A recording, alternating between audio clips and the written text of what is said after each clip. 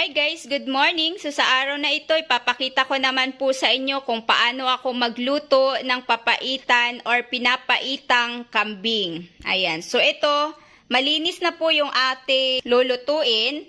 Nahugasan ko na at napakuluan ko na po ito guys at nahimay ko na rin po. So ngayon, ipapakita ko na po sa inyo kung ano-ano yung mga ricados na gagamitin natin sa pagluluto ng papaitan or pinapaitang kambing. Ayun. Una guys, gagamit tayo ng luya, bawang, sibuyas, kalamansi, slice na sili. So siling green at siling pula po ito guys. At syempre yung ating purong papaitan or abdo ng kambing. Gumagamit din po tayo dito guys ng pinapaitang mamasitas at star margarine naman po yung ating panggisa. So, tara, umpisahan na po natin guys.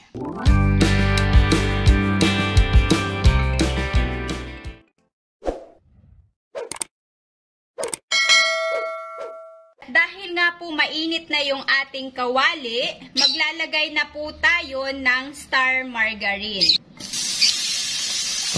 Ayan.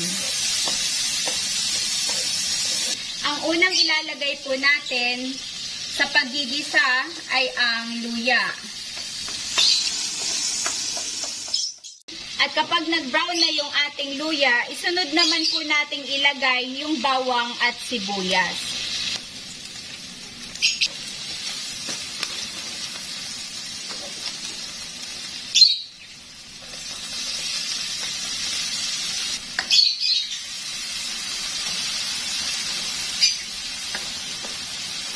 Ayan. So, dahil nga guys, brown na po yung ating bawang, sibuyas at luya, ilagay naman na po natin itong ating pinagsamang lamang loob ng kambing.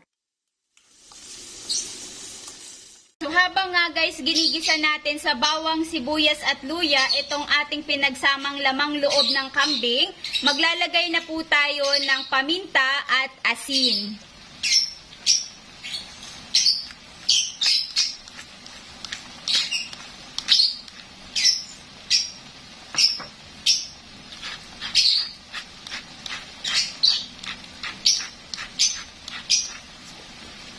Ayan.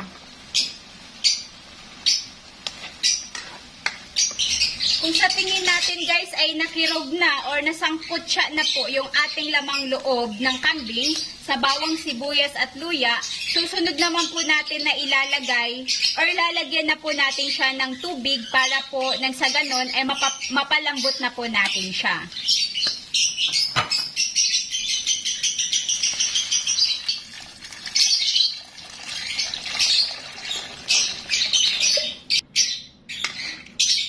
So, lilipat natin siya sa pressure cooker para po ay mas mapadali po yung ating pagpapalambot nito.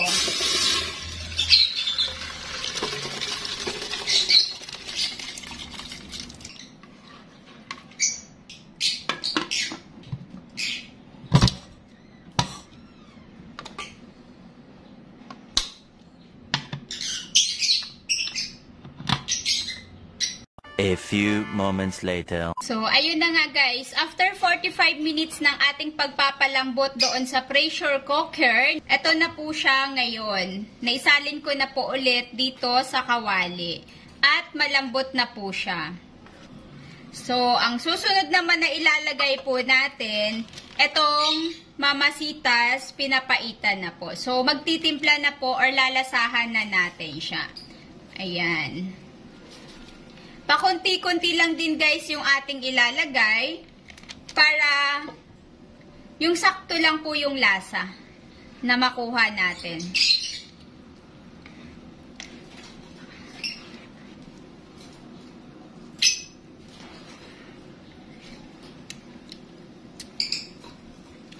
Ayan. So, hindi pa ganun kasarap kaya ilalagay na natin lahat ito.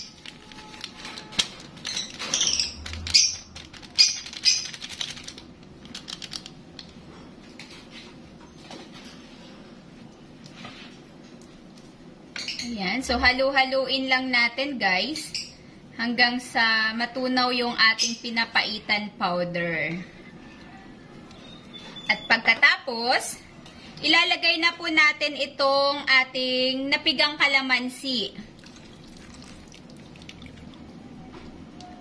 Isunod naman nating ilagay itong ating mga na-slice na sili.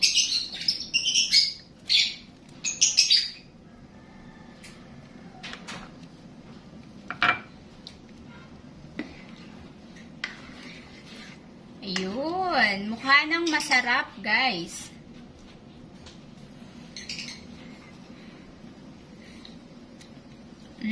Ang sarap.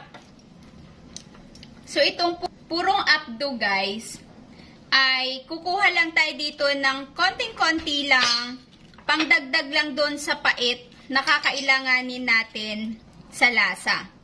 Dahil pag sobra din ay masyadong mapait, hindi na rin po masarap yung timpla or yung lasa ng ating magiging papaitan. Pakonti-konti yung lagay doon sa ating sabaw. Yan. Dahil sabi ko nga sa inyo, mas madaling magdagdag kaysa sumobra.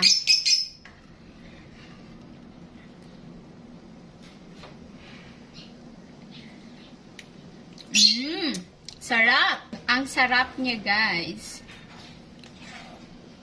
At isa sa pinakamasarap sa papaitan ay yung lamang loob talaga ng kambing. Dahil hindi siya ganun kamamantika, guys. Hindi katulad sa baka.